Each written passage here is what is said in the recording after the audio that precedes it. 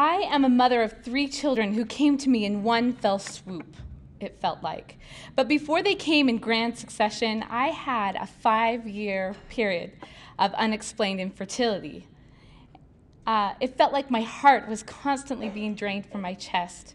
It was emotionally bruising not to have the one thing I wanted more than anything else, a baby. In the middle of that time in my life, I wrote this essay in an attempt to make peace with what I did have, a beautiful life. While running errands the other day, I stopped in on a friend, and here are 3 things that make me envious of this friend. She has a new house with rich colored walls. 2, she has the cutest nursery I have ever seen.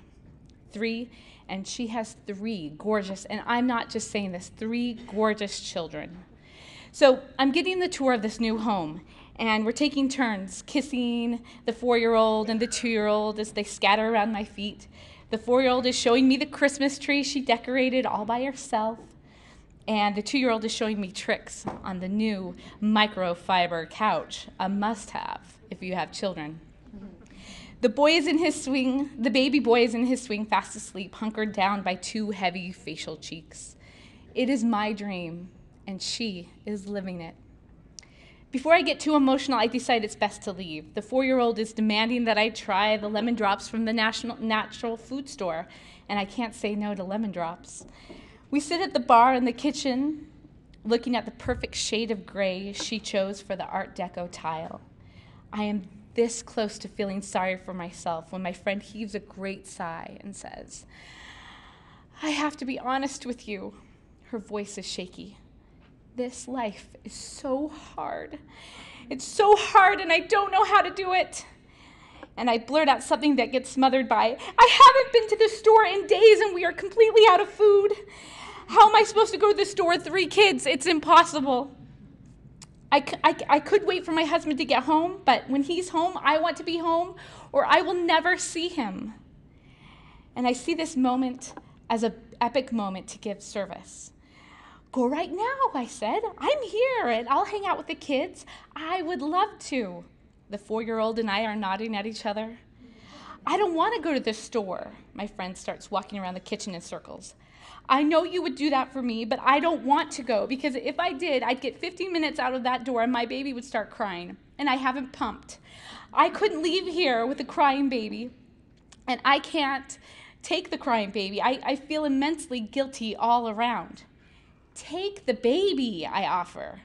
"I don't want to take the baby. He'd cry with me too, and then I'd have to nurse at Walmart." She takes a deep breath, looks at me, and shakes her head. "You have the best life. Sometimes I stay awake at night thinking about your life, how nice it would be." Suddenly, the 4-year-old is getting pushed out in the backyard by the 2-year-old who demands that she needs to go outside. The blameless 4-year-old is crying, muffled through the window, playing, "It's so cold out here," which wakes up the once serenely sleeping baby, who begins to wail so loudly that the swing starts to move back and forth by the sheer force of the decibel vibrations. "See?" She's looking at me square in the eye, justified now that I got to witness the animation of her complaints. "Okay, so," I say, "I'll go for you. Just make a list." No, thank you. I just want to complain. It's just really hard." I certainly understand that concept. It's nice to be able to converse with someone without the emotional havoc that is infertility, without them mentioning that their sister-in-law went to this doctor in Squaw Valley, New Mexico, who gave her an herb that made her ovulate 4 times a month. And why don't I just give the clinic a call? And after some time spent listening and then laughing about a few things, it was getting dark, and I thought about going home. But something didn't feel quite right. Had I offered enough service? Did I do all I could for my friend? Was there something more that could have been done? And suddenly I knew what I had to do. I left her home, and I went shopping. I was gone for hours. I went to clothing stores and food stores, and of course, Target.